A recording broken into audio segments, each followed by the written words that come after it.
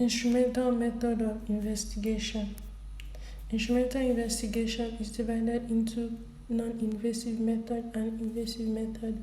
Non-invasive method is not associated with direct penetration into the body. Examples include X-ray, ultrasound, MRI, duplex scanning. Invasive method is associated with direct penetration into the body. It includes endoscopy, biopsy, puncture, angiography.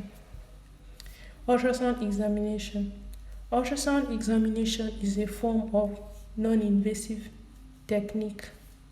An ultrasound scan is a medical test which uses high-frequency sound waves to capture live images from inside the body. It is also known as sonography. Ultrasound sound travels through soft tissues and fluids, bounces back, echoes off denser surfaces. This is how we create an image. On the left is a picture showing a conventional ultrasound which can be found in hospitals, and on the right is an handheld Doppler which is used in investigation of vessels. These both contain ultrasounds which can now be connected to phones and tabs. This is on the left is an example of ultrasound which is used to identify a fetus, and on the right is an ultrasound which can be used in identifying the presence of cysts in this liver due to parasites.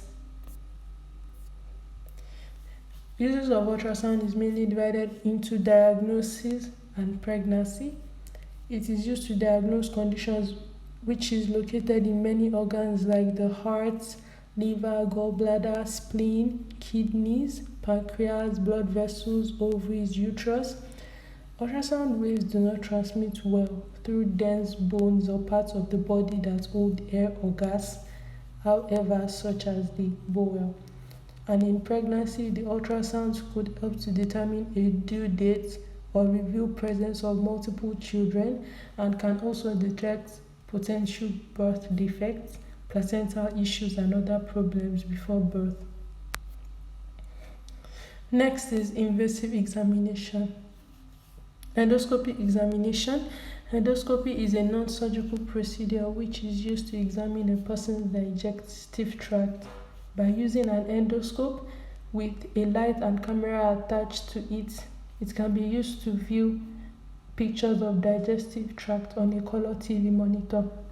There are several types of endoscopy. Firstly, we have the esophagogastroduodenoscopy, which is also known as the upper endoscopy. In this, it allows for examination of the lining of the upper part of the gastrointestinal tract, and this includes the esophagus, the stomach, the duodenum, which is first portion of the small intestine.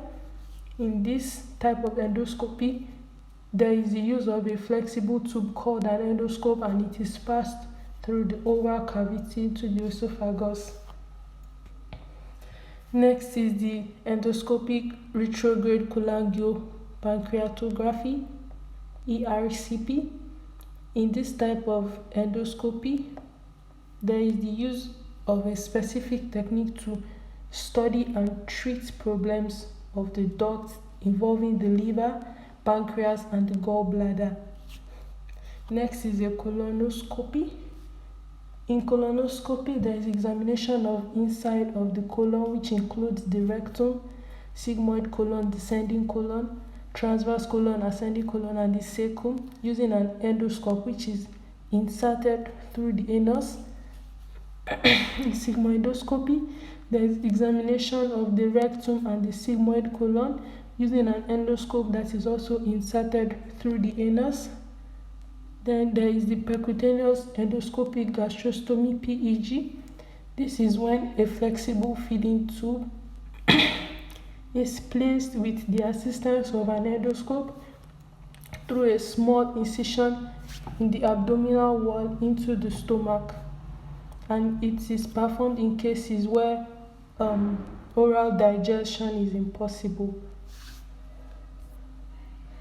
On the left is a typical picture of an endoscope, and on the right we can see by the use of upper endoscopy, also known as esophageal gastroduodenoscopy, there is the diagnosis of esophageal varices.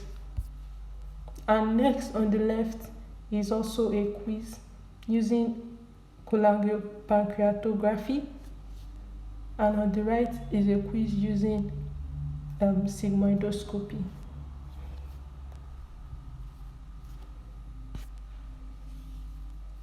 Next is task on X-ray.